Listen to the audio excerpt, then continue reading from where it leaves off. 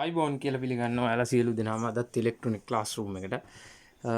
අද අපි හදන්න යන්නේ චූම් පාන් වෑන් වල වගේ අර එන හෝන් එකක්.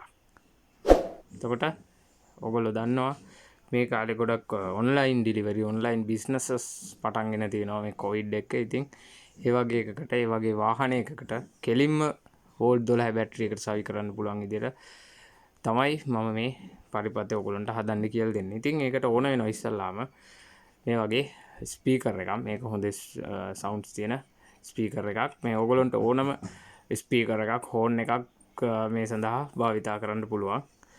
එතකොට අපිට සර්කිට් එකට සඳහා ඕන වෙනවා මේක අපි කියනවා UM66 කියන. මේක UM66 කියන IC එක. ඔයගොල්ලන්ට මේ UM66 කියන IC එක ඕන වෙනවා මේක සඳහා. ඒකත් එක්ක වලට ඕන වෙනවා මේකේ ඉන්පුට් එක අවුට්පුට් ට්‍රාන්සිස්ටර් එක හැටියට මම මෙතන පාවිච්චි කරනවා D400 ට්‍රාන්සිස්ටරයක්. ඒකත් එක්කම අපිට ඕන වෙනවා 220 ohms රෙසිස්ටර් එකක්. ඒකත් එක්කම දැන් මම මේක කෙලිම 12 volts වලින් වැඩ කරන්නේ. ඒතර බැටරියට කෙලිම දෙන්න පුළුවන් වෙනවා. ඒක නිසා ඔයගොල්ලන්ට ඕන වෙනවා මේ වගේ 3.3 volt 1 watt සෙනා ඩයෝඩ් එකක්. ඒකත් එක්කම ඔයගොල්ලන්ට ඕන වෙනවා 1k රෙසිස්ටර් එකක්.